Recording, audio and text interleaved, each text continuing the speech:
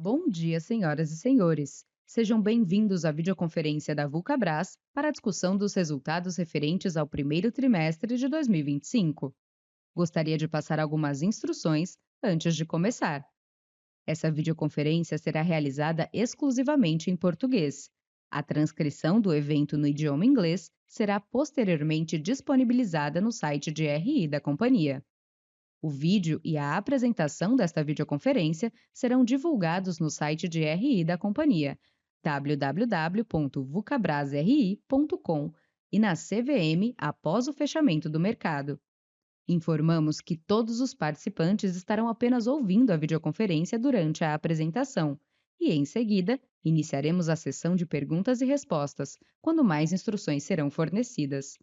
Informamos que previsões acerca de eventos futuros estão sujeitas a riscos e incertezas que podem fazer com que tais expectativas não se concretizem ou sejam diferentes do esperado. Estas previsões emitem a opinião unicamente na data em que são feitas e a companhia não se obriga a atualizá-las.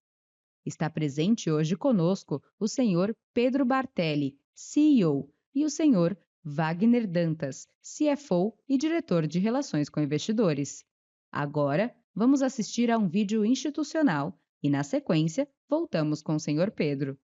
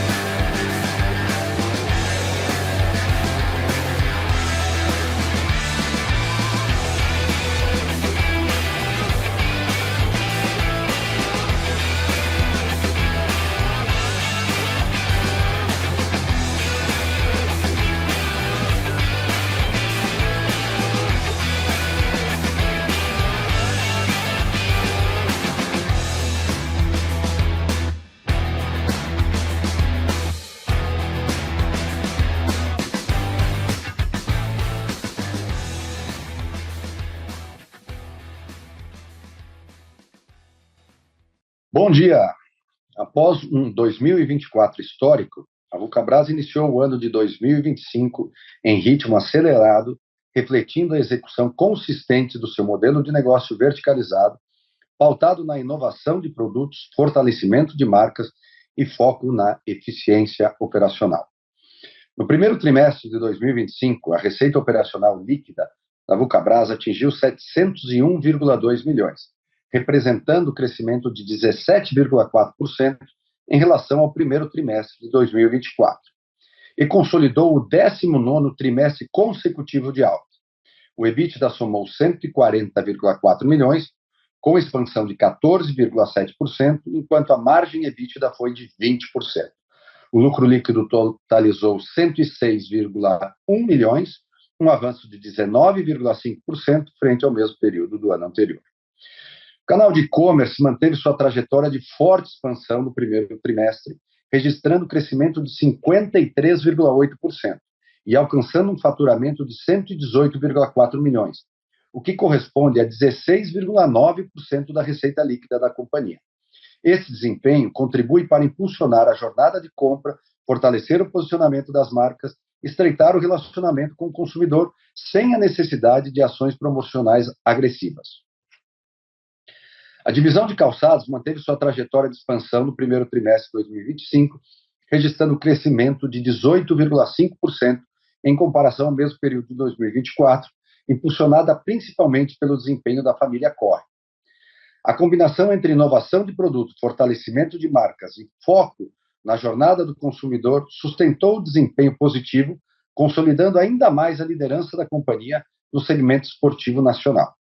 A Olímpicos, que celebra o seu 50º aniversário em 2025, manteve a trajetória de expansão impulsionada pelas novidades da família Corre e pela colaboração específica do Corre 4 Strava, que celebrou o segundo ano consecutivo do modelo Olímpicos Corre como o mais usado por corredores brasileiros no aplicativo. O trimestre foi marcado pelo lançamento de novas cores dos modelos consagrados e o início das celebrações dos 50 anos, com o festival proprietário Bota para Correr, realizado na Serra do Cipó, em Minas Gerais. Na alta performance, a marca conquistou o tetracampeonato da Maratona Internacional de São Paulo com o novo modelo, o Corre Supra 2. A Mizuno avançou em sua estratégia de inovação e ampliação de portfólio para alta performance em corrida. Com o lançamento do Mizuno Neo Zen, modelo desenvolvido para treinos diários e longas distâncias, a marca também lançou novas cores do Neo Vista, reforçando sua posição no segmento de super training. A Mizuno Running Station, ponto de encontro de corredores na USP, em São Paulo, reforçou a conexão da marca com a comunidade de alta performance da corrida, sendo um ponto de encontro para corredores e grupos de corrida aos finais de semana, além de receber ativações recorrentes da marca. No segmento Sport Style, a Mizuno promoveu eventos exclusivos na Mizuno Listening Store, em São Paulo, incluindo as AM Sessions, combinando a experiência de música, café e cultura urbana para aproximar ainda mais a marca do público jovem e antenado às tendências globais. No futebol, o lançamento do Silver Pack, pack de cores especiais de chuteiras, coordenados com todos os jogadores de futebol patrocinados pela marca, trouxe destaque para a coleção, reforçando a sua atuação na categoria. A Under Armour manteve sua estratégia de diversificação e fortalecimento no segmento de performance e sport style. A marca lançou o Charger Quicker 2, voltado para corredores que buscam leveza e agilidade, além do Sleep Speed Mega, modelo versátil que combina tecnologia e conforto para treinos e usos diários. No lifestyle esportivo, a Under Armour apresentou o novo modelo Emerge e lançou novas cores do Rap 2, ampliando sua oferta para consumidores que buscam estilo aliado à performance. E no basquete, a marca deu sequência à franquia global do Stephen Curry com o lançamento das novas cores, fortalecendo ainda mais a sua posição entre atletas de elite e fãs do esporte.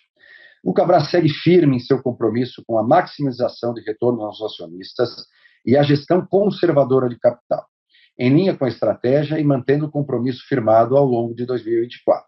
A companhia anuncia mais um fluxo de pagamentos mensais de dividendos no valor de 0,125 por ação nos meses de agosto, setembro e outubro de 2025.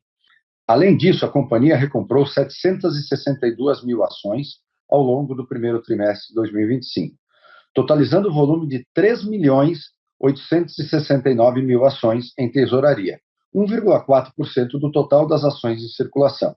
Esse programa de recompra de ações é uma estratégia que visa a otimização do capital e o aumento do valor para os acionistas, além de demonstrar a confiança da companhia em seu desempenho futuro. Com carteiras de pedidos crescentes e coleções recém-lançadas recebendo boa aceitação, a Vulcabras inicia 2025 com perspectivas positivas. A companhia acredita que o trabalho consistente de inovação, aliado à ampliação de portfólio e à eficiência operacional, sustentará o ritmo de crescimento nos próximos meses, fortalecendo ainda mais sua posição no mercado esportivo brasileiro. Bom dia a todos. Vamos iniciar a apresentação destacando um dos principais indicadores operacionais da companhia, o volume bruto faturado, com detalhes disponíveis no slide 5. O primeiro trimestre de 2025 foi marcado por um crescimento consistente no volume de vendas em todas as categorias de produtos, refletindo a efetividade do modelo de negócio da companhia. Esse desempenho positivo foi impulsionado principalmente pelo bom momento do varejo, que apresentou evolução ao longo de todo o período. O volume bruto faturado atingiu 7,1 milhões de pares e peças, o que representa um crescimento de 5,6% em relação ao registrado no mesmo período do ano anterior. Esse resultado reflete o desempenho positivo de vendas em todas as categorias de produtos. Começando pela categoria de calçados esportivos, registramos um crescimento de 3,5% em comparação ao primeiro TRI de 2024. Esse avanço foi impulsionado principalmente pelas vendas no mercado interno.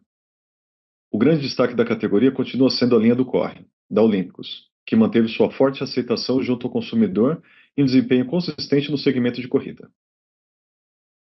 A categoria de outros calçados e outros apresentou uma expressiva expansão de 23,5% em relação ao mesmo período do ano anterior. Esse crescimento foi puxado, sobretudo, pelo bom desempenho de chinelos esportivos e botas de uso profissional, que mostraram uma evolução significativa ao longo do trimestre. Por fim, vestuário e acessórios cresceram 0,8% frente ao primeiro TRI de 24, resultado impulsionado pela melhora gradual da performance do varejo no mercado interno. Vamos agora para o slide 6, onde trazemos a receita líquida segmentada por categorias de produtos.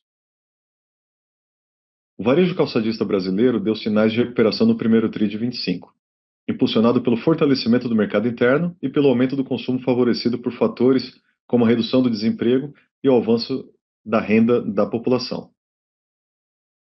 Em contrapartida, no mercado externo, as vendas ainda enfrentam pressão, especialmente nos países como o Peru e a Argentina, onde os desafios econômicos continuam impactando o desempenho local. Mesmo diante desse cenário misto, a companhia manteve sua trajetória de crescimento e superou os desafios, alcançando pelo 19º trimestre consecutivo um avanço expressivo na sua receita líquida. Encerramos o trimestre com 701,2 milhões de reais, o que representa um crescimento de 17,4% em relação ao mesmo período do ano anterior. Calçados esportivos cresceram 18,5% no trimestre, impulsionados principalmente pela força do mercado interno. Apesar da retração no mercado externo, todas as marcas da companhia apresentaram bom desempenho, com destaque para a categoria de corrida da Olímpicos, mais uma vez impulsionada pelo sucesso da linha Corre. A categoria de outros calçados e outros teve um crescimento expressivo de 26,4%, refletindo um aumento nas vendas de chinelos e botas para uso profissional. Já vestuário e acessórios registraram um crescimento de 3% em relação ao primeiro TRI do ano anterior, resultado atribuído, sobretudo, à recuperação do varejo interno. Passando para o slide 7, vamos detalhar a receita líquida segmentada por mercados, destacando o desempenho no cenário interno e externo. O varejo calçadista brasileiro apresentou um bom desempenho no primeiro TRI de 25, impulsionado pela recuperação da atividade econômica e pelo aumento do consumo. Nesse contexto, a receita líquida do mercado interno totalizou 671,3 milhões de reais, o que representa um crescimento de 19,3% em relação ao mesmo período do ano anterior. Esse resultado expressivo foi impulsionado pelo bom desempenho de todas as categorias comercializadas, com destaque, mais uma vez, para calçados esportivos, que registraram um avanço sólido e consistente frente ao primeiro TRI de 24. Já no mercado externo, a receita líquida somou 29,9 milhões de reais, uma redução de 3,1% na comparação com o mesmo período do ano passado. Embora a operação do Peru tenha apresentado desempenho positivo no trimestre, as exportações diretas a partir do Brasil, com foco principal para o mercado argentino, seguiram pressionadas, refletindo a queda do consumo em função das adversidades econômicas locais. Avançando para o slide 8, vamos abordar o desempenho do canal de e-commerce, que segue como um dos pilares de crescimento da companhia. No primeiro TRI de 25, o canal de e-commerce reafirmou sua relevância dentro da estratégia da Vulcabras, funcionando como uma extensão natural entre as marcas e seus consumidores. Impulsionado por uma abordagem focada em posicionamento digital e excelência na jornada de compra, o canal registrou uma receita líquida de 118,4 milhões de reais, representando um avanço de 53,8% em relação ao mesmo período do ano anterior. Esse desempenho expressivo contribuiu para que o e-commerce atingisse 16,9% da receita líquida total da companhia no trimestre, um ganho de 4 pontos percentuais em comparação ao primeiro TRI de 24, reforçando seu papel crescente no mix de canais da Vulcabras. Seguindo adiante no slide 9, apresentamos o lucro bruto e a margem bruta. O aumento no volume produzido e comercializado, aliado ao crescimento do preço médio, compensou a margem bruta, mesmo diante de expressivos impactos nos custos dos produtos vendidos. As plantas industriais da companhia retomaram a operação plena, após o período de férias coletivas, e de forma gradual os indicadores de eficiência atingiram os níveis planejados.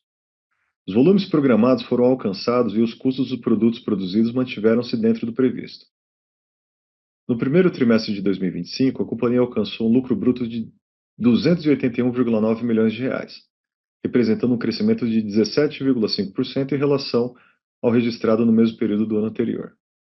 A margem bruta consolidada da companhia permaneceu em 40,2%, em linha com o resultado apurado no primeiro TRI de 24. Esse desempenho evidenciou não apenas a resiliência da companhia em um ambiente macroeconômico desafiador, mas também reforçou seu compromisso com a inovação, a excelência na entrega de seus produtos e a agilidade na adaptação a novos cenários. Avançando para o slide 10, vamos apresentar as despesas relacionadas às vendas. No primeiro TRI de 25, as despesas relacionadas às vendas, propaganda e perdas estimadas com créditos de liquidação duvidosa totalizaram 134,1 milhões de reais, o que representou um crescimento de 21,1% em relação ao mesmo período de 24. Desconsiderando os investimentos em propaganda, as despesas diretamente ligadas à atividade comercial e à gestão de risco de crédito somaram 98,6 milhões de reais no primeiro TRI de 25, representando um aumento de 18,5% frente ao registrado no primeiro TRI de 24. Quando comparadas à receita líquida, essas despesas representaram 14,1%, uma elevação de 0,2 pontos percentuais em relação ao primeiro TRI do ano anterior. Durante o primeiro TRI de 25, a companhia manteve a tendência já observada em trimestres anteriores. O aumento na participação do e-commerce no mix das vendas, especialmente via marketplace, resultou em maior volume de despesas variáveis, como comissões e fretes. Além disso, ao longo de 2024, a companhia inaugurou 5 outlets, o que demandou um reforço no quadro de pessoal, além de ocasionar um acréscimo nas despesas operacionais dessas novas unidades. Indo agora para o slide 11, vamos detalhar as despesas relacionadas à propaganda e marketing, analisando sua evolução no trimestre e os principais fatores que contribuíram para essa movimentação. No primeiro TRI de 25, os investimentos em propaganda e marketing somaram 35,5 milhões de reais. Esse aumento reflete a intensificação das ações de comunicação e posicionamento de marca durante o trimestre. Ao longo de 2025, a marca Olympus celebrará seus 50 anos de história, consolidando-se como uma das principais referências no segmento esportivo nacional. Em comemoração a esse marco, a companhia estruturou uma robusta agenda de eventos e ativações de marca, com foco em reforçar a conexão emocional com os consumidores, ampliar a visibilidade da Olympus e fortalecer seu posicionamento como marca líder em inovação e performance acessível. Entre as iniciativas previstas, destacam-se a realização de 50 corridas patrocinadas em diferentes regiões do país, e que terão como objetivo aproximar ainda mais a marca de seu público, incentivando o esporte e o bem-estar por meio de experiências autênticas e memoráveis. O projeto reforça o compromisso da Olympus com a democratização do esporte e os investimentos contínuos em iniciativas de alto impacto para o consumidor. A Mizuno reforçou sua presença na corrida de performance com o lançamento da linha Neo Zen e novas cores do Neo Vista, consolidando sua atuação entre corredores de alta performance. Destaque também para a Maratona de Osaka e a promoção de eventos na Mizuno Listening Store, em São Paulo, aproximando-se do público jovem por meio do projeto Mizuno AM Sections. A Under Armour expandiu seu portfólio com novos modelos de performance casual, incluindo o Charged Quicker 2, Sleep Speed Mega, Emerge e novas cores do Raps 2. Reforçou a linha Curry 12 no basquete e no cenário internacional firmou parceria com a NFL como fornecedora oficial de chuteiras e luvas, ampliando sua presença no futebol americano e reafirmando seu foco em inovação e alta performance. Seguindo para o slide 12, vamos tratar das despesas gerais e administrativas. A participação das despesas gerais e administrativas sobre a receita líquida refletiu a estabilização de sua representatividade, mesmo com o acréscimo de despesas que não estavam presentes na base de comparação do primeiro TRI de 24, como, por exemplo, os aluguéis decorrentes da abertura de novos outlets. No primeiro TRI de 25, as despesas gerais administrativas totalizaram 43,9 milhões de reais, representando um aumento de 17,1% em relação ao mesmo período do ano anterior. Em proporção à receita líquida, mantiveram-se estáveis em 6,3%, o mesmo patamar registrado no primeiro TRI de 24. As principais variações no período concentram-se nas despesas com aluguéis impulsionadas pelos novos pontos de venda, nos gastos com pessoal, refletindo os reajustes decorrentes de acordos coletivos sobre salários de colaboradores administrativos, e nas despesas com serviços de terceiros, devido aos incrementos na plataforma de e-commerce. Seguindo agora para o slide 13, discutiremos o resultado financeiro e a dívida líquida, destacando os principais fatores do trimestre e os efeitos sobre a estrutura de capital da companhia. No primeiro TRI de 25, o resultado financeiro líquido foi positivo em 2,3 milhões de reais, refletindo uma melhora significativa em relação ao primeiro TRI de 24. A variação trimestral foi influenciada pela queda nas receitas e despesas financeiras, resultado da redução nas aplicações e no nível de endividamento. Além disso, o período foi favorecido por ganhos de variação cambial, impulsionados pela valorização do dólar frente ao real. Em 31 de março de 2025, a companhia apresentava uma dívida líquida de 10,1 milhões de reais, representando uma redução de 55,3% em relação ao encerramento de 31 de dezembro de 2024. Essa significativa diminuição no endividamento líquido foi impulsionada principalmente pela forte geração de caixa operacional no período. No slide 14, apresentamos o lucro líquido e o ROIC ajustado, indicadores que reforçam a eficiência operacional e a capacidade da companhia em gerar valor sobre o capital investido. No primeiro TRI de 25, o lucro líquido da companhia alcançou 106,1 milhões de reais, representando um acréscimo expressivo de 19,5% em comparação ao mesmo período de 2024, impulsionado pelo bom desempenho operacional e pela gestão financeira e tributária eficiente. A margem líquida no período foi de 15,1%, refletindo uma expansão de 0,2 pontos percentuais em relação ao primeiro TRI do ano anterior. Já o ROIC ajustado, anualizado, atingiu 29,2%, registrando uma leve redução de 0,3 pontos percentuais frente ao resultado de 31 de dezembro de 2024. Agora no slide 15, vamos detalhar o comportamento do EBITDA. No primeiro TRI de 25, o EBITDA da companhia totalizou 140,4 milhões de reais, representando um crescimento de 14,7% em relação ao mesmo período do ano anterior. Apesar do crescimento do EBITDA em termos absolutos, a margem EBITDA encerrou o trimestre em 20%, refletindo uma leve retração em relação ao mesmo período do ano anterior. Essa redução está associada ao aumento das despesas comerciais, em especial pelo crescimento acelerado do canal de e-commerce, que envolve custos operacionais mais elevados. Ainda assim, a margem EBITDA manteve-se em um nível sólido, compatível com a estrutura operacional da companhia, refletindo a capacidade da companhia de se adaptar e manter resiliência diante dos desafios enfrentados ao longo do período. Avançando para o slide 16, falaremos sobre o CAPEX. No primeiro TRI de 25, a companhia investiu 48,4 milhões de reais em ativos imobilizados e intangíveis, o que representa um aumento de 63% em relação ao valor aplicado no mesmo período de 2024. Os principais investimentos foram direcionados à expansão do parque industrial, com a aquisição de novos equipamentos voltados ao aumento de capacidade produtiva, sem perder o foco na modernização e maior otimização na captura de eficiências ao longo do processo produtivo, o que reforça a cultura de constante busca pela melhor alocação de capital, uma vez que a decisão de seguir investido tem como principal norte a expectativa de payback de curto prazo. Seguindo para o slide 17, vamos abordar o fluxo de caixa, destacando os principais componentes que influenciam a variação no período. Encerramos o primeiro TRI de 25 com um caixa robusto de 247,6 milhões de reais e uma dívida líquida de 10,1 milhões de reais, evidenciando a solidez da nossa estrutura financeira. A alavancagem permanece em níveis confortáveis, o que nos permite seguir capturando oportunidades de crescimento de forma estratégica e responsável, sem comprometer nossa capacidade de pagamento. A variação de caixa no período foi de 66,7 milhões de reais, resultado de uma combinação de fatores que refletem a boa gestão operacional e financeira da companhia. Entre os principais destaques estão o EBITDA de 140,4 milhões de reais, o aumento de capital de 4,4 milhões de reais decorrente do exercício do plano de Stock Options e a redução da necessidade de capital de giro em 36,7 milhões de reais. Por outro lado, tivemos a redução do passivo bancário em 79,1 milhões de reais, investimentos imobilizados intangível no valor de 46,1 milhões de reais, além do pagamento de 101,6 milhões de reais em dividendos no trimestre. Esses movimentos refletem nosso equilíbrio entre retorno ao acionista, disciplina financeira e investimentos voltados à continuidade do crescimento sustentável, Encerramos aqui a nossa apresentação e, a partir desse momento, ficamos à disposição para responder as perguntas.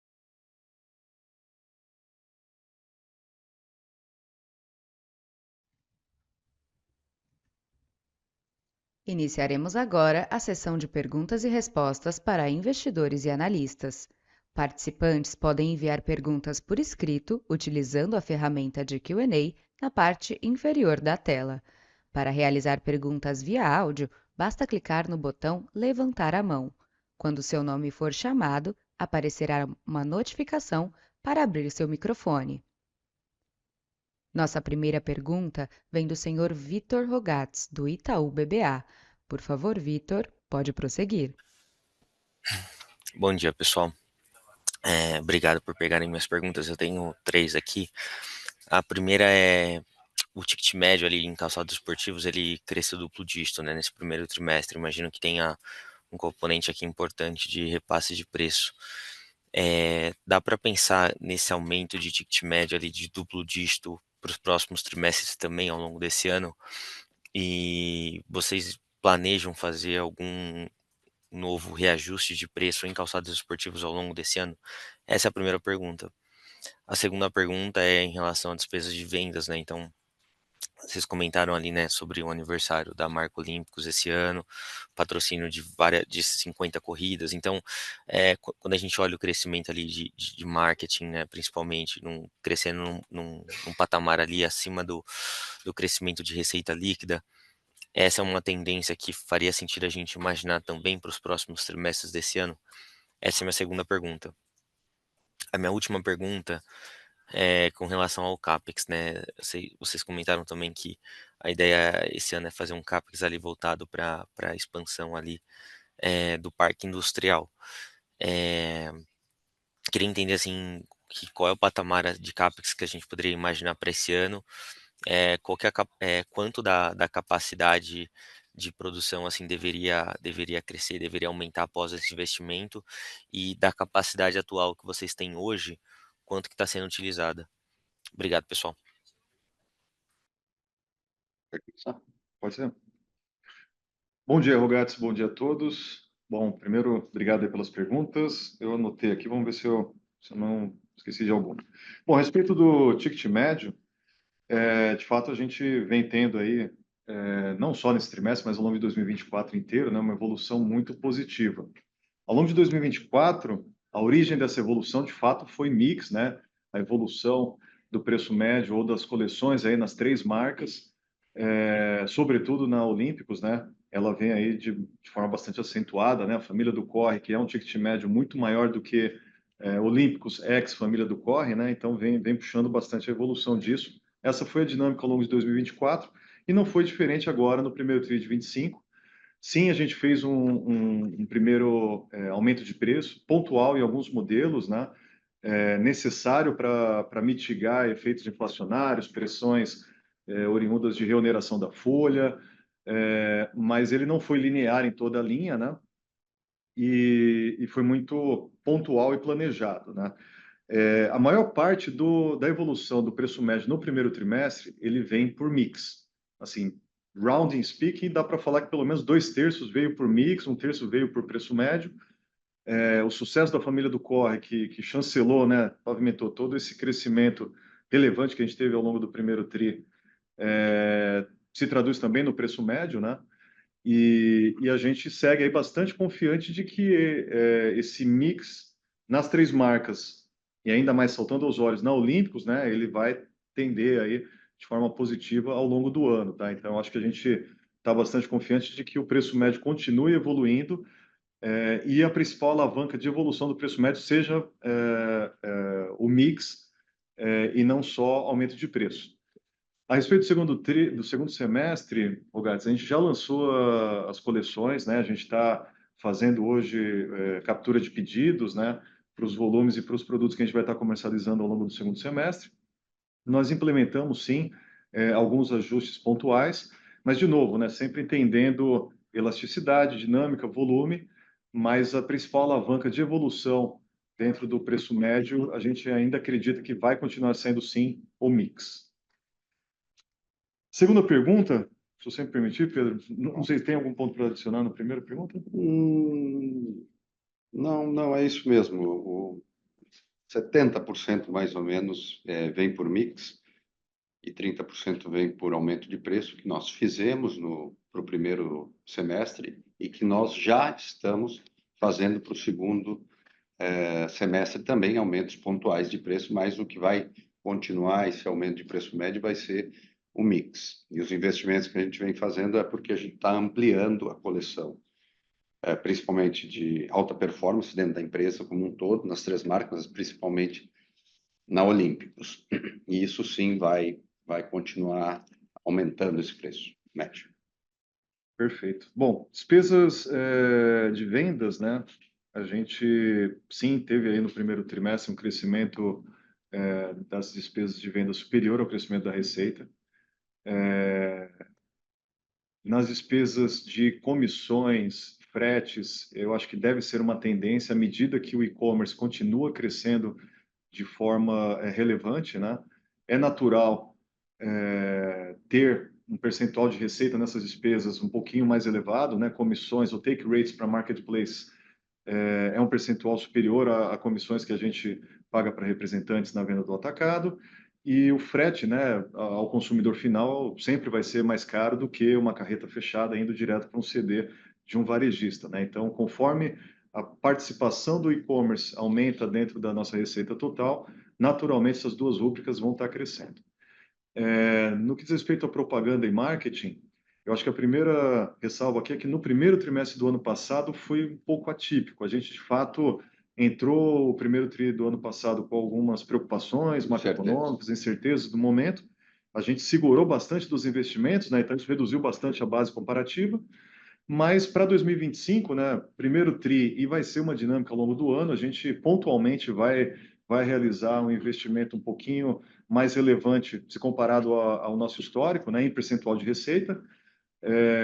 E isso se deve bastante ao aniversário de 50 anos da marca Olímpicos, né? A gente vai estar aí patrocinando 50 corridas da marca, a gente está, de fato, investindo bastante, consolidando, né, e tentando potencializar ao máximo, né, as histórias que as 3 marcas estão apresentando, em especial, novamente, a Olímpicos, né, que vem aí com a família do Corre, sendo um sucesso.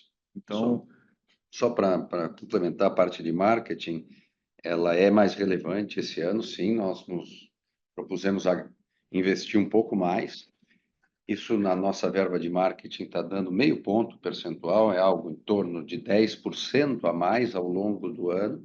Tem uma despesa inicial maior para preparar toda esses eventos que a gente faz. São 50 eventos, não são 50 grandes maratonas, mas são 50 eventos de corrida espalhados pelo Brasil que demandam camisetas, que demandam preparação de materiais com um pouco de antecedência. Então, ele cresce um pouco agora, estabiliza, mas é um investimento 10% pelo menos maior do que a gente costuma fazer. E a tendência disso é testar, ver o resultado que isso tudo vai dar, mas o plano é que, a partir do próximo ano, já volte aos patamares normais, que é 10% a menos do que a gente estaria fazendo esse ano em percentual. perfeito. A última pergunta do Rogatis é a respeito do CAPEX, né?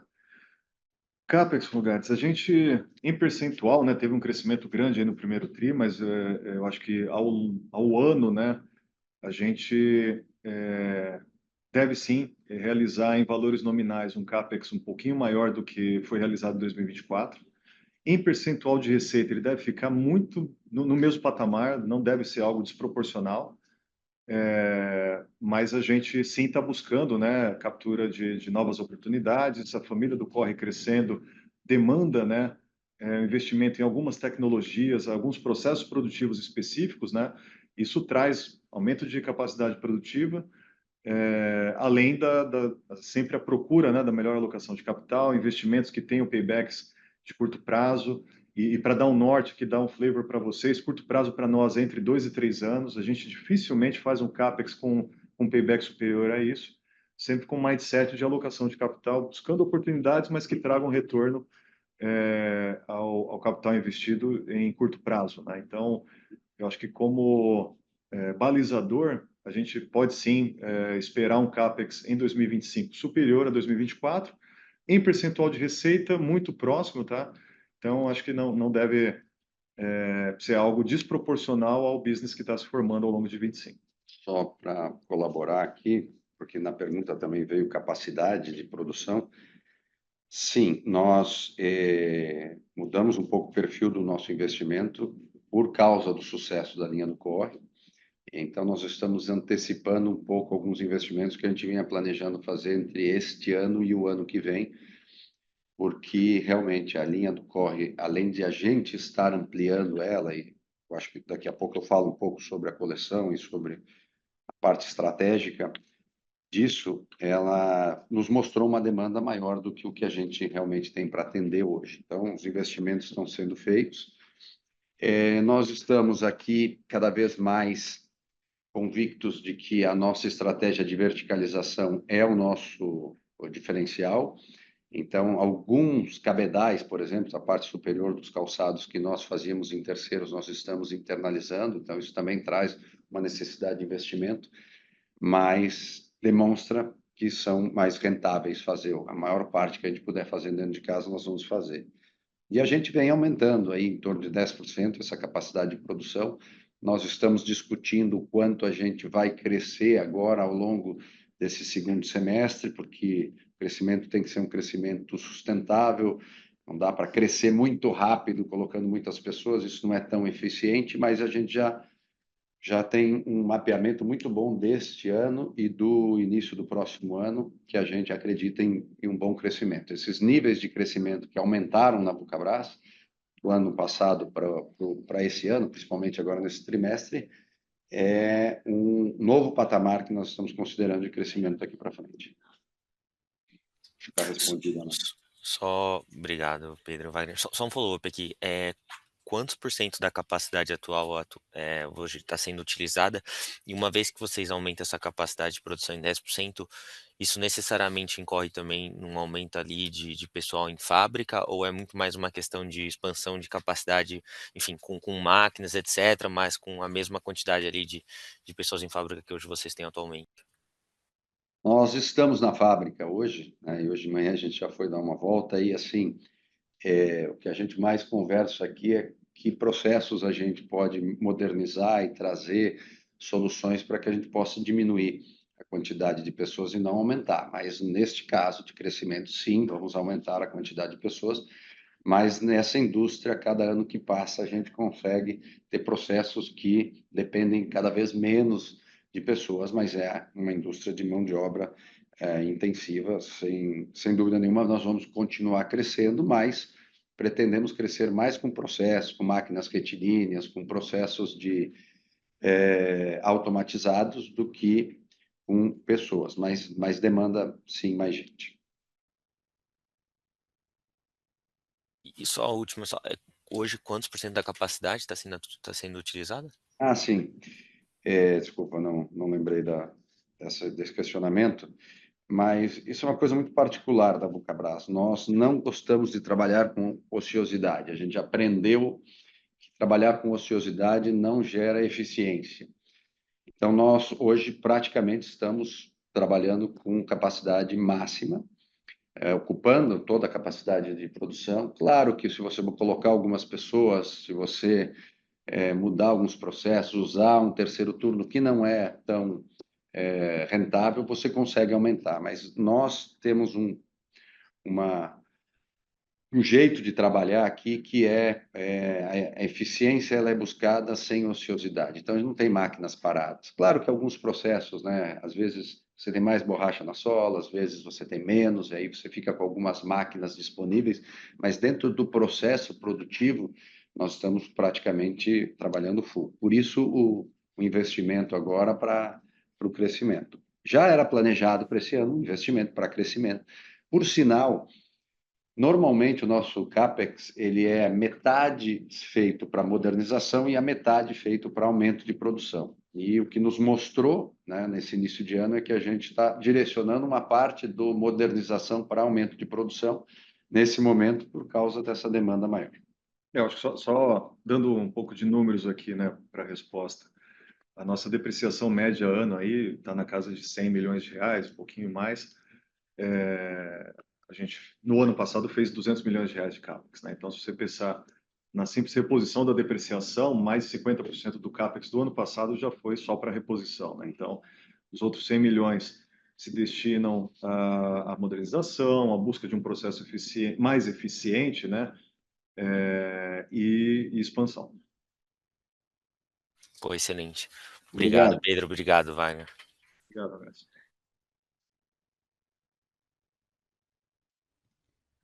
Lembrando que os participantes podem enviar perguntas por escrito utilizando a ferramenta de Q&A na parte inferior da tela. Para realizar perguntas via áudio, basta clicar no botão Levantar a mão. Quando seu nome for chamado, aparecerá uma notificação para abrir seu microfone. Nossa próxima pergunta vem do senhor Eric Huang, do Santander. Por favor, senhor Eric, pode prosseguir. Bom dia, Pedro. Bom dia, Wagner. Obrigado por pegar nossas perguntas. Acho que do nosso lado duas. A primeira, né, com relação à margem bruta, acho que foi uma surpresa positiva aí, seja reverterem, né, as pressões que a gente viu no quarto tri, ainda mais tendo em vista a reoneração de folha, né? Então, só pensando aqui, olhando para o restante do ano, né, como vocês mencionaram, vocês fizeram alguns aumentos, né, de preços pontuais. Então, o que a gente pode ter aqui de perspectivas para a margem, né? Passado talvez esse trimestre aqui de estabilidade ano contra ano, nos próximos, tem algum espaço aqui para a gente ver expansão? Acho que principalmente puxado aí, né, por esse efeito mix. Essa seria a primeira. E a segunda com relação à dinâmica competitiva, né? Entender um pouco melhor como é que vocês têm observado aí dinâmica competitiva. Acho que a gente passou aí por um ano de 24 e anteriores até com nível de competidores aí um pouco mais promocionais.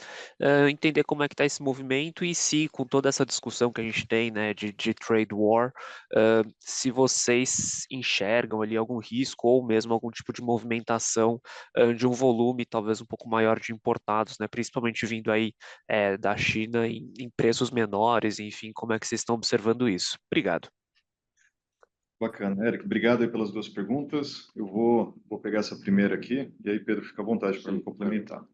Bom, eu acho que, de fato, no quarto trimestre a gente enfrentou alguns desafios ali de curto prazo, né, que surgiram no curto prazo e que pressionaram bastante as nossas margens, né? No primeiro trimestre, eu acho que a ótima notícia, né, que a gente conseguiu trabalhar, a gente conseguiu reagir, a gente vem conseguindo administrar bem, superar, de certa forma, esses desafios de curtíssimo prazo, mas são desafios que não foram incorporados às nossas premissas de pricing, né, ao longo do primeiro semestre. Então, o primeiro semestre, eu acho que a gente conseguiu no primeiro tri encontrar um caminho, superar, né, essas pressões.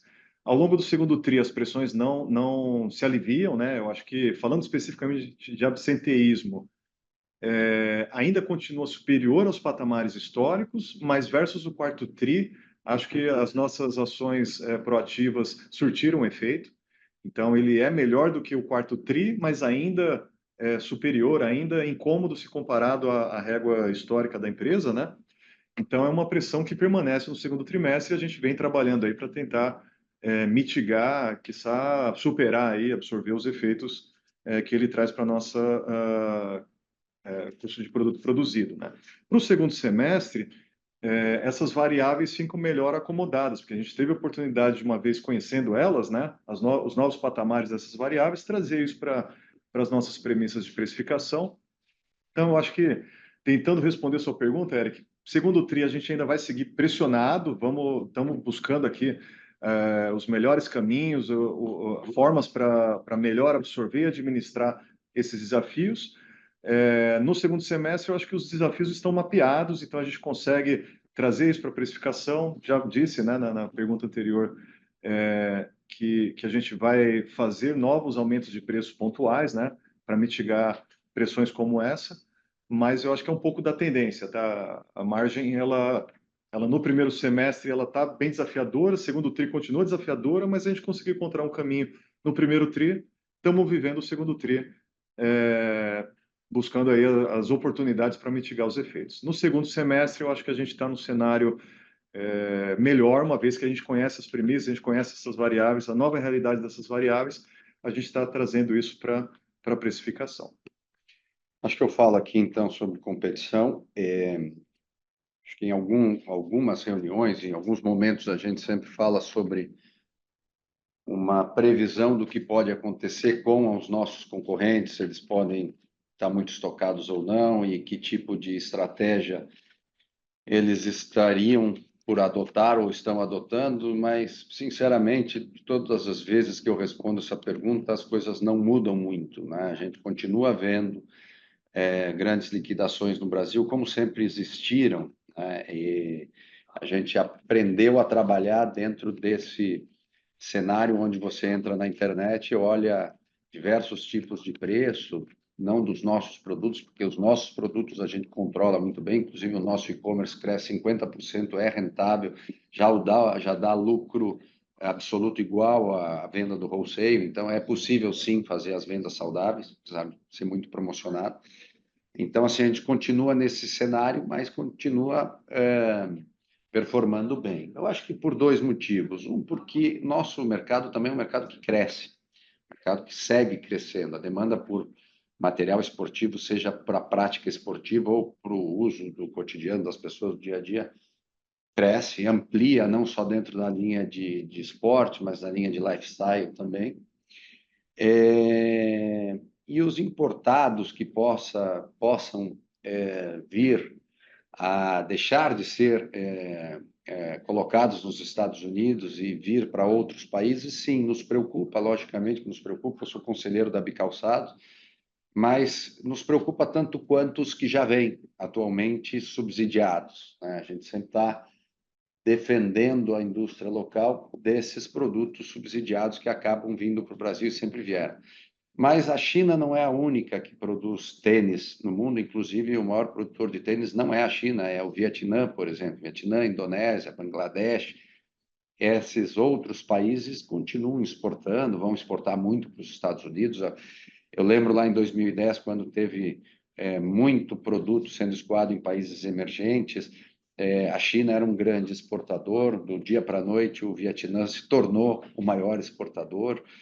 Então, eu acho que a Ásia como um todo vai se acomodar nisso, vai chegar bastante produtos nos países que já chegam e a gente está atento aqui. Mas a gente tem uma estratégia que eu acho que nos ajuda, não nos blinda totalmente, mas nos ajuda que a gente tenha o melhor custo-benefício e a gente trabalha muito nesse tipo de produto, que é um produto coringa, que é um produto multifuncional, que claro que ele se destaca mais na Olímpicos, mas tanto na Under Armour quanto na Mizuno são produtos que, modéstia à parte, são os melhores custos-benefícios que existem no Brasil hoje, né? Essa parte básica, a base da pirâmide, o meio da pirâmide, a gente tem uma presença muito forte, porque a gente tem uma estratégia de verticalização que faz com que a gente consiga competir muito bem aí, entregar, repor, toda a complexidade que a gente tem dentro de casa para oferecer para o cliente o melhor negócio.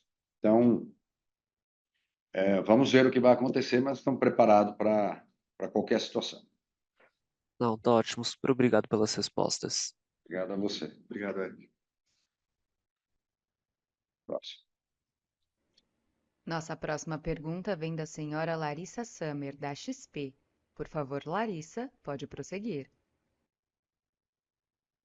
Bom dia, Wagner e Pedro. Obrigada aí por pegar nossas perguntas. Aqui do nosso lado são duas, acho que a maior parte aí já foi respondida nas perguntas anteriores, mas um tema aqui que a gente gostaria de ouvir um pouquinho sobre vocês é na temática do digital, né?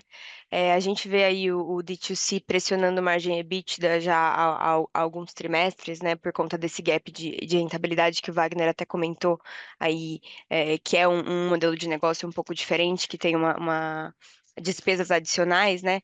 Então, se vocês pudessem comentar um pouquinho como que vocês enxergam esse gap de rentabilidade, se tem alguma coisa, algum processo ali para melhorar a rentabilidade do digital, ou se vocês entendem que ela já está num patamar ótimo, e também qual é a cabeça em estratégia aí para esse canal, né? Estratégia do canal para frente. e quando que a gente poderia começar a ver talvez um mix de canal ajudando margem, né, no resultado de vocês. E aí uma segunda, até um follow-up ali naquele tema de, a gente já comentou bastante sobre o CAPEX, né, mas do lado de alocação de capital, vocês também estenderam a política de dividendos, e também tem esse investimento adicional em CAPEX para esse ano, que já foi bem comentado, mas entender se vocês enxergam que teria espaço para algum outro movimento aí de uso de capital, como está a cabeça, se a gente pode pensar em dividendo extraordinário de repente, e aproveitando o tema aí para ouvir um update aí sobre a vertente de M&A também seria ótimo. Obrigada, pessoal. Obrigado, Larissa, pelas perguntas. Eu vou falar um pouquinho aqui da rentabilidade. O Pedro discorre aqui a respeito da estratégia do canal. O e-commerce, hoje, no primeiro TRI, né, a gente fechou em quase 16,9% de representatividade dentro da receita total da empresa, né? Ele já vem ganhando aí uma envergadura bastante relevante. Ele tem uma estrutura de custos diferente da atividade do wholesale, né, da venda ao atacado, e por isso ele mexe, conforme ele vai ganhando participação, ele mexe um pouco ali nos percentuais das despesas, principalmente as despesas variáveis, né, que tem uma estrutura diferente. Mas o nosso objetivo com o e-commerce, né, primeiro é uma venda adicional àquela que a gente tem hoje no wholesale, é acessar novos bolsos, acessar novos consumidores, é você ter a oportunidade de oferecer o que as marcas têm de melhor, a parede estendida. Então, a gente entende que é uma venda complementar e é uma venda que a gente vem buscando hoje com o objetivo a qualificação dessa venda. Ao longo dos... Bom, o canal nasceu dentro da Vulcabras com operação própria em abril de 2021. E de lá para cá, a sua rentabilidade vem crescendo de forma quase que na mesma proporção que o crescimento da receita. Há 1 ano e meio atrás, essa rentabilidade estava mais ou menos no meio ali do que seria o ponderado da empresa. O que eu posso te falar, a gente não abre, né, a rentabilidade isolada do canal, mas é que ela vem evoluindo bastante. Ela está cada vez mais se aproximando à média ponderada da empresa.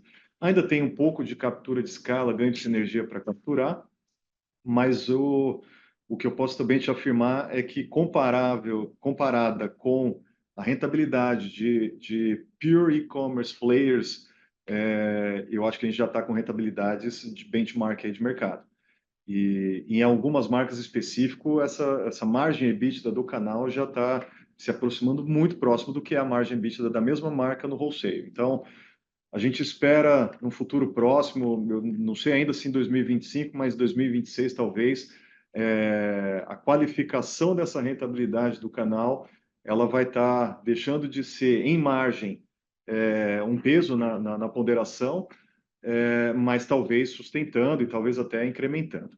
Em valor absoluto, acho que o Pedro já comentou de forma superficial, mas uma vez que a gente vende direto ao consumidor, o lucro por par no e-commerce hoje já é igual ou superior ao mesmo lucro por par que nós temos na venda do wholesale. Então, na geração de caixa, já é um canal, sim, accretive para o negócio, e a gente está buscando hoje, como norte, né, é a qualificação do canal, é ele ter um retorno sobre capital investido equivalente ao que a gente obtém hoje na atividade do wholesale. Bom, falando um pouco sobre a estratégia dessas vendas diretas ao consumidor, é algo que é uma pauta bastante prioritária dentro da Vulcabras hoje. O e-commerce cresceu, está grande, 17% do nosso faturamento total. Nós falamos aqui e continuamos com a mesma cabeça de que nós queremos ampliar a nossa participação de vendas diretas, seja pelo canal de e-commerce, que vai crescer, e vai crescer crescendo margem, né, Wagner? Porque nós estamos projetando um crescimento de margem durante esse ano no canal de e-commerce, mesmo já sendo um canal de valor absoluto tão rentável quanto o wholesale. Até porque nós temos que ser um pouco disciplinador do mercado, porque nós somos os distribuidores dessas marcas. Então, acho que as lojas próprias que nós também queremos abrir são necessárias para o futuro do posicionamento e das vendas dos nossos negócios, porque no Brasil a gente tem muito das nossas vendas são feitas em sapatarias, muitas das nossas vendas são feitas em casas especializadas em esporte, mas que não vendem roupa. Então, ter umas lojas próprias vai ajudar a mostrar muito melhor a nossa coleção. E eu já venho falando isso há um bom tempo, e eu queria dizer que antigamente nós não éramos especialistas em e-commerce, a gente tinha um e-commerce inclusive de deficitário. A gente tentou buscar uma solução no mercado, em M&A, etc. Não conseguimos e montamos uma estrutura, e hoje acredito que nós somos um especialista mesmo.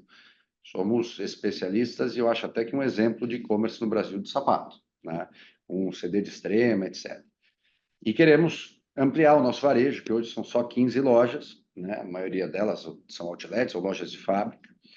E para isso a gente tem uma novidade dentro da nossa estrutura. Começou ontem, né? Ontem, o nosso novo conselheiro, que é o Alberto Serrentino. Não sei se vocês conhecem, mas o Alberto Serrentino é um especialista em varejo, um especialista em vendas e uma pessoa que eu já conhecia há um bom tempo, vários executivos daqui também, e que vem para trazer toda a sua experiência de varejo, toda a sua experiência de vendas diretas, de omnicanalidade, etc., que esse é um próximo passo importante para a Vulcabras. E vejam, nós estamos crescendo nas nossas vendas diretas sem deixar de crescer também no wholesale. Então, é algo muito adicional a tudo que a gente vem fazendo hoje.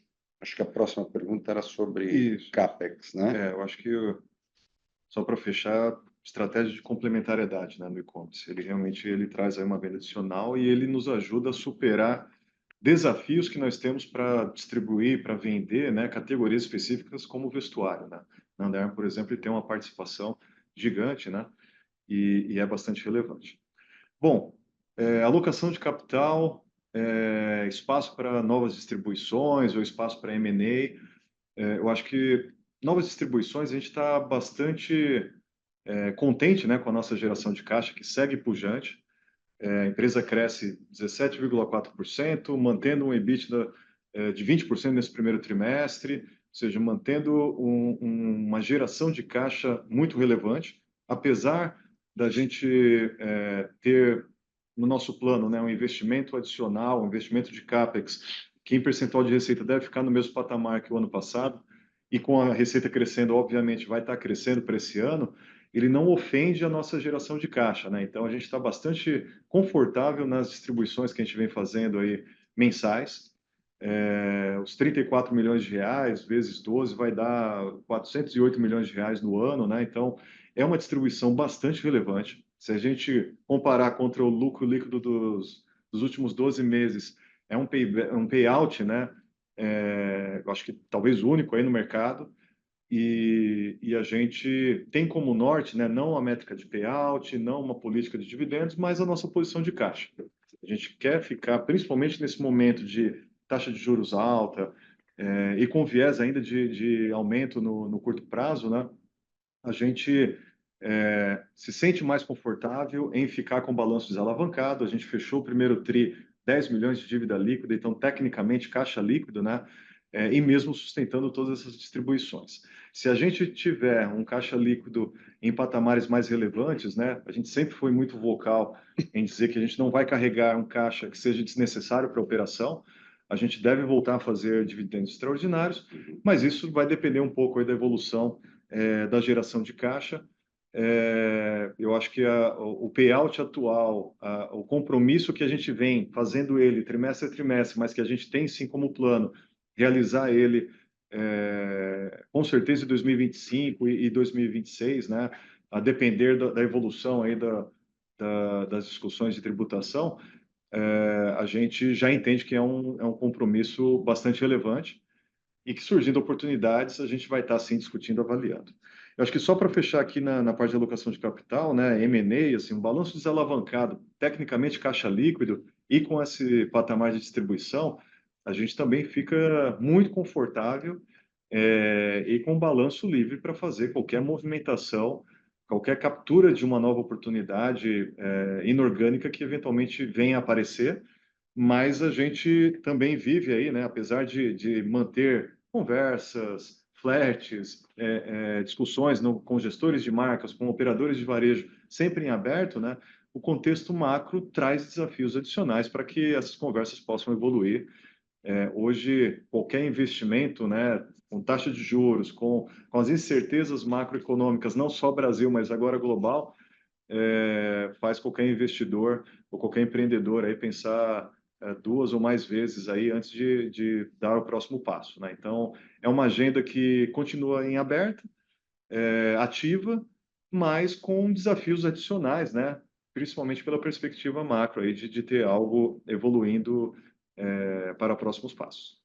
Só quero comentar aqui em cima disso, Wagner, de que a gente, já falamos sobre isso, mas a gente tem um bom mapeamento do mercado, a gente acaba falando com diversas marcas e empresas, e com bastante humildade eu falo, qualquer marca que pudesse aproveitar toda essa estrutura que a Vulcabras tem, performaria melhor no Brasil do que performa hoje. Algumas se encaixam, outras não, algumas a gente gostaria de ter, outras não, mas quero dizer que a Vulcabras está pronta para absorver mais negócios, né? Mas independente disso, e aí eu queria gastar um minuto aqui, a gente está vivendo um crescimento da marca Olímpicos dentro de uma categoria de alta performance que é uma nova marca e que já se tornou mais relevante do que marcas internacionais que estão presentes no Brasil. Nós, pelo segundo ano consecutivo, somos o tênis mais usado por corredores brasileiros no aplicativo Strava. Nós fomos o tênis Olímpicos Corre que mais cruzou a linha de chegada na Maratona Internacional de São Paulo, e no ano passado também a de Porto Alegre, a de São Paulo.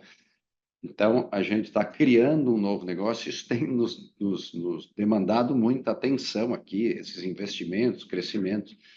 Então, é praticamente como se a gente estivesse trazendo uma nova marca para dentro da empresa. E aí eu quero comentar um pouco sobre isso, que eu acho que é a parte mais importante que a gente tem hoje dentro da empresa, que é realmente essa linha do corre, todo esse trabalho de proximidade com a comunidade de corrida, de construção de marca, de valorização do nosso negócio e a ampliação dessa coleção, né?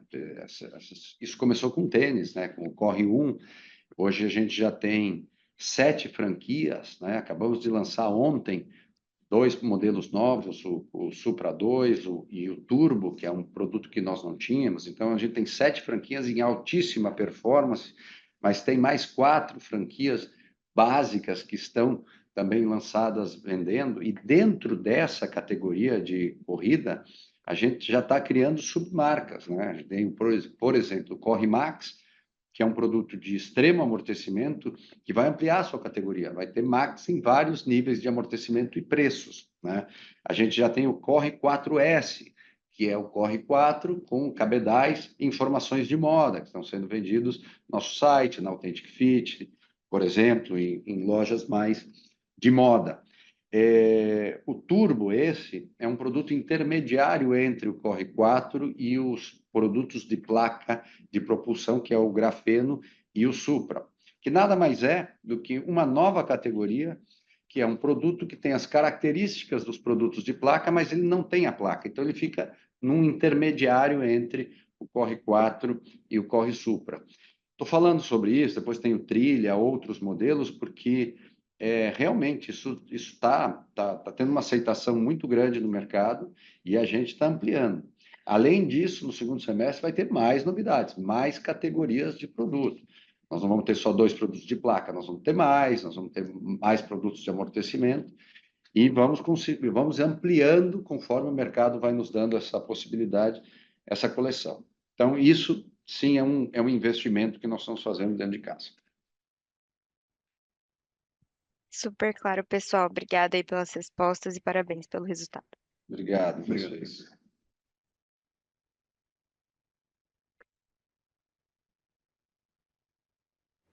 Não havendo mais perguntas, gostaria de passar a palavra ao senhor Pedro para que faça as considerações finais. Bom, pessoal, tem tanta coisa que a gente gostaria de falar aqui, tem muitas novidades boas dentro da empresa, eu acho que as principais nós comentamos, eu quero deixar os nossos canais à disposição aqui, Wagner e a toda a turma de RI.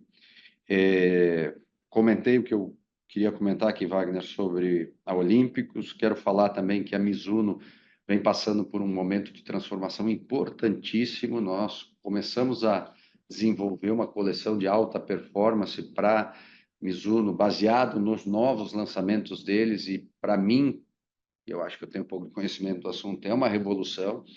A Mizuno está se modernizando muito, está se tornando uma marca super moderna e altíssima performance, sempre foi, mas ampliando coleção de produtos, e a gente já tem os produtos para serem fabricados no segundo semestre aqui no Brasil.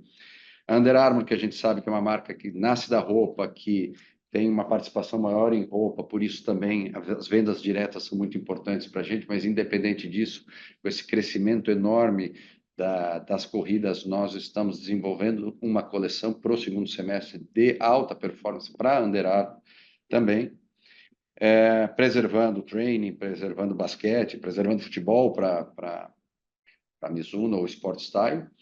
E já comentei, mas queria reforçar que a gente traz o Alberto Serrentino para a empresa, que vai ser um ativo bastante importante para que a gente possa fazer esse próximo passo da Vulcabras, que é ter vendas diretas ao consumidor, omnicanalidade, ter uma presença que vai nos ajudar não só a vender mais, mas vai ajudar o mercado inteiro a vender mais, porque nós vamos conseguir expor melhor os nossos produtos, expor melhor a nossa proposta de coleção de cada uma das nossas marcas. Então, muito obrigado pela atenção de todos e a gente fica à disposição. Obrigado, pessoal. Um ótimo dia. Bom dia. A videoconferência da Vulcabras está encerrada. Agradecemos a participação de todos e desejamos um ótimo dia.